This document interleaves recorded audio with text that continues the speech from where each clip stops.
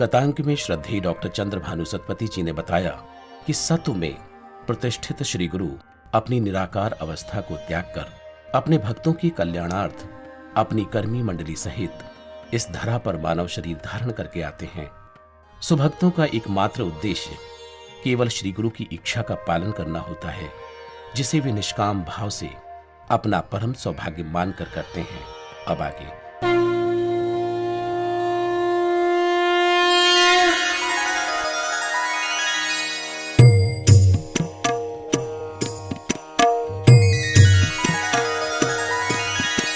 श्री गुरुदेव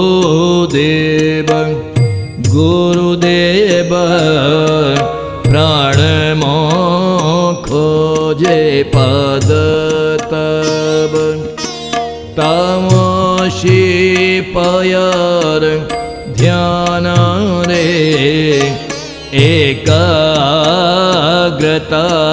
आसे मन रे।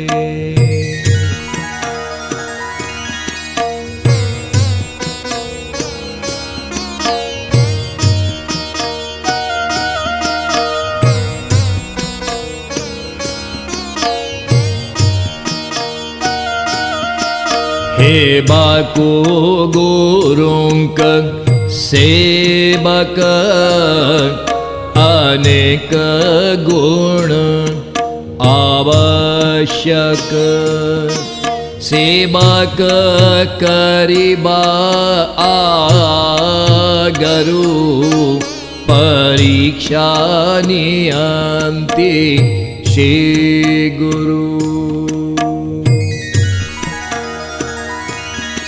गुरुंकर सूक्ष्म इंगित सब भक्त को नोहे ज्ञात अनेक जानी ना पारंती अनेक अल्प बुझी थांती। सरल शुद्ध जार चित्त शीघ्र बूझे गुरु इंगित मन को न कले नीरब इंगित बूझी ना पारिब।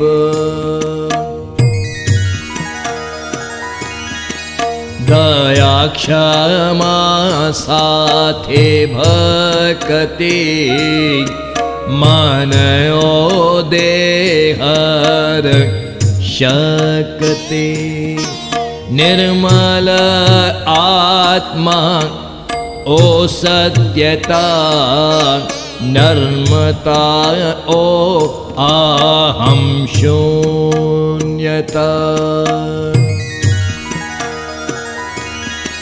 विपदे लाड़ी बार शक्ति बढ़ाई थाए धैर्य शक्ति कठिन बाटरे चलाई प्रगति करांति गोसाई।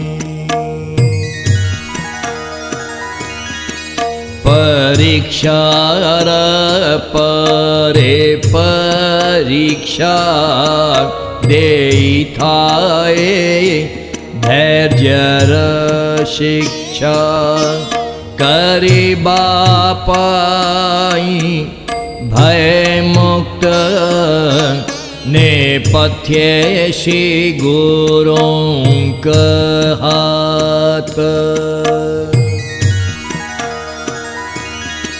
विपद देई आकस्मत भक्त को करांति चकित भक्त अति आतुर हिले आकस्माते साहाज्य मिले।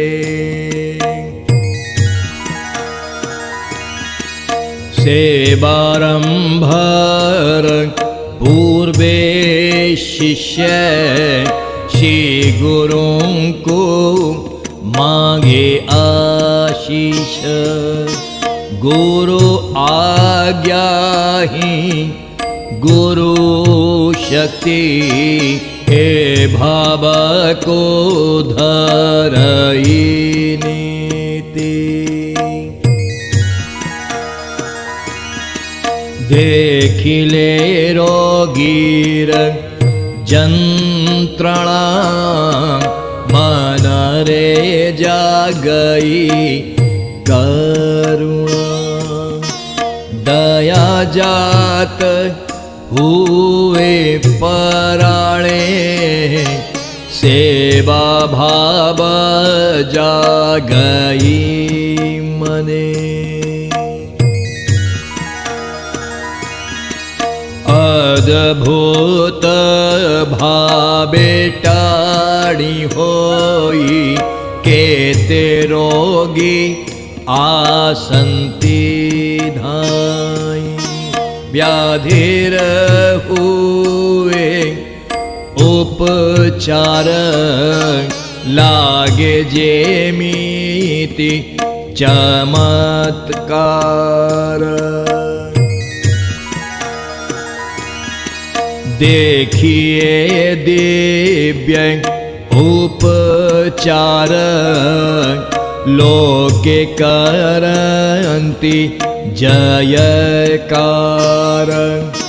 सभिंकर से करे सेवा, माने ना थाय देवानेवा।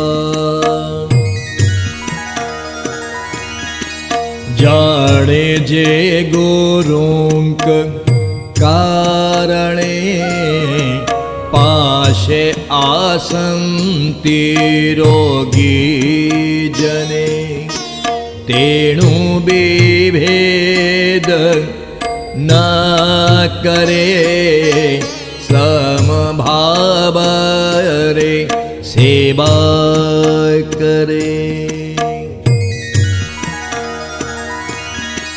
न करे मात्र नर सेवा, साथी रे अन्य प्राणी सेवा। सेवा करे आनंद मने, सेवक भाव धरी प्राणे। आसंति शारीरिक रोगी, मानसिक कषण भोगी। विक्षिप्त नर बापागल, नारी पुरुष दल दल। दूरो देखी रोगीर चित्र, प्रार्थना करई भक्त। मरुथी बारोगी निमंते, प्रार्थना करे शुद्ध चित्ते। सेवक बनाने से पहले श्री गुरु भक्त को तैयार कराते हैं। वे भक्त के अंदर श्री गुरु की सेवा करने के लिए आवश्यक गुणों का विकास करते हैं। फिर भक्त की परीक्षा लेकर उसे अपना सेवक बनाते हैं। प्रारंभ में श्री गुरु भक्त को आकृष्ट करके उसके अंतर मन में भक्ति भाव जागृत करते हैं। संभाषण, अनुभवों व परिस्थितियों के माध्यम से भक्त का आत्मशोधन करते हैं। वे उसका विवेक जागृत करके उसके चित्त को सरल व शुद्ध बनाते हैं। श्री गुरु के सूक्ष्म संकेतों का सब भक्तों को ज्ञान नहीं होता। अधिकांश भक्त उन संकेतों को नहीं जान पाते और केवल बिरले भक्त ही उन्हें समझ पाते हैं। जब तक भक्त का मन शांत व स्थिर नहीं होता तथा उसका स्वभाव व चित्त निर्बल नहीं होता, वह श्री गुरु के सूक्ष्म संकेतों को नहीं समझ सकता। केवल सरल व शुद्ध चित्त व शांत मन भक्त ही श्री गुरु के संकेतों को समझ पाता है। इसके अतिरिक्त भक्त के अंदर दया व क्षमा भाव होना चाहिए। उसकी भक्ति एकनिष्ठ होनी चाहिए। भक्त में मन व देह की शक्ति, निर्मल आत्मा तथा सत्यता, विनम्रता और अहंकार शून्यता होना श्री गुरु का सेवक बनने के आवश्यक गुण होते हैं। यह सभी गुण विकसित करने के लिए श्री गुरु अनेकों उपाय करते हैं। भक्त को विभिन्न परिस्थितियों में डालकर कठिनाई मार्ग पर चलाकर गुरु गोसाई भक्त की प्रगति कराते हैं।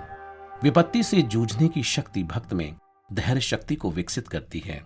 विभिन्न परिस्थितियों में भक्त की निरंतर परीक्षाएं होती रहती हैं और भक्त के धैर्य में वृद्धि होती है।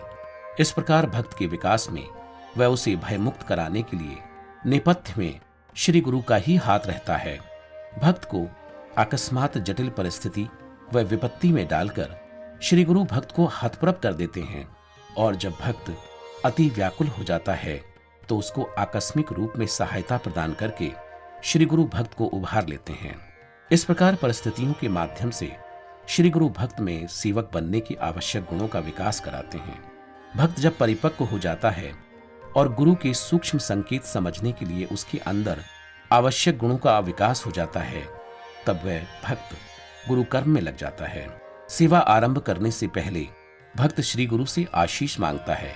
उसका दृढ़ विश्वास होता है कि गुरु आज्ञा में गुरु शक्ति निहित है और इस विश्वास को हृदय में धारण करके वह गुरु कर्म करता चला जाता है।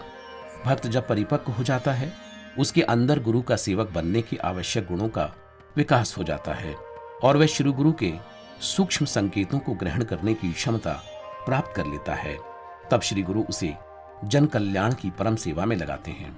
रोगी के कष्ट को देखकर उस भक्त के मन में करुणा जागृत होती है, उसके प्राण आंदोलित होते हैं और दया उत्पन्न होती है। उसके मन में सेवा का भाव जाग उठता है। फिर उन रोगियों का चमत्कारिक रूप से उपचार होता है। कितने ही रोगी उस भक्त के पास दौड़े चले आते हैं। उस भक्त का दिव्य उपचार देखकर लोग उसकी जय जयकार करते हैं। वह निष्काम भाव से सभी की सेवा करता है। उसके मन में लाभ हानि का भाव नहीं होता, क्योंकि वह भक्त जानता है कि श्री गुरु के कारण ही रोगी उसके पास आते हैं। इसलिए वह भक्तों में भेदभाव नहीं करता और समभाव से सभी की सेवा करता है। उसकी सेवा मात्र मनुष्य सेवा तक सीमित नहीं रहती, वह अन्य सभी प्राणियों और जीवों की भी सेवा करता है। उसके पास शारीरिक रोगी, मानसिक कष्टों से ग्रसित जन, वह विक्षिप्त और पागल नर नारी का समूह आता है, जिनका वह भक्त उपचार करता है। दूरस्थ मरणासन्न रोगी के छायाचित्र को देखकर वह भक्त शुद्ध हृदय से प्रार्थना करता है, जय श्री गुरुदेव, जय श्री गुरु भागवत।